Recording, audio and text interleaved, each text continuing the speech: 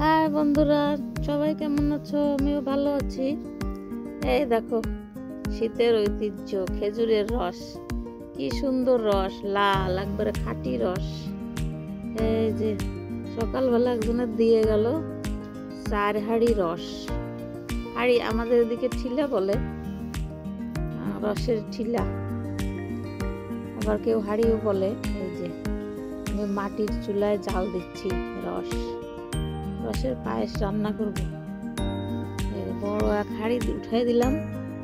এই যে রস উতরাচ্ছে। এবার ওর উপরে যে এই যে কি বলে এটা, গেজা গেজা উঠে, এটা ওই উঠাচ্ছি। এই যে উঠায় রাখলাম, এই যে উঠায় রাখলাম। তোমাদের সবার দাওয়াত, শীতের সময় খাঁটি রসের পায়েস খাওয়া খুব মজা শীতের সময়। এই যে আমি উঠাচ্ছি, রসের গেজাগুলো উঠে বললাম,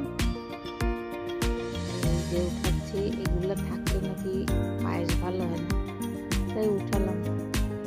অনেক তো রস, এই জন্য গেজাও অনেক, উঠাতে সময় লাগে। এই যে উঠাচ্ছি, দেখো তোমরা সবাই এভাবে উঠাতে হয়। এই তোমরা যেভাবে উঠাও জানি না তো, যেভাবে উঠাও আমার কমেন্ট করে জানাও। আমার ভুলও হতে পারে, কমেন্ট করে জানালে তাহলে আমি ঠিক, আমার সঠিক হবে। এইভাবেই আমি উঠাই। এই দেখো, দেখো কি সুন্দর উঠছে রস। কত বড় হাঁড়ি, 4 ঠিলা রস আমি জাল দিচ্ছি। জ্বালাইয়ে আরো কমে যাবে।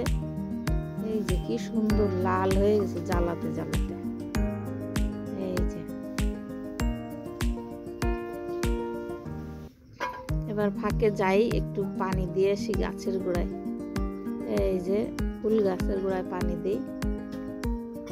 এই যে ফুল গাছের গোড়া। এবার হচ্ছে এই যে আমি এই গাছ লাগাইছি, গোলাপ গাছ। গাছের পরিচর্যাও করি, রান্না করতে করতে পরিচর্যাও করি। যাই হোক বন্ধুরা, তোমরা ভালো লাগলে কমেন্ট করো, লাইক করো, একটু সাবস্ক্রাইবও করে দিও। মাঝে মাঝে এইরকম খাঁটি রস দেখাবো। ভালো থেকো।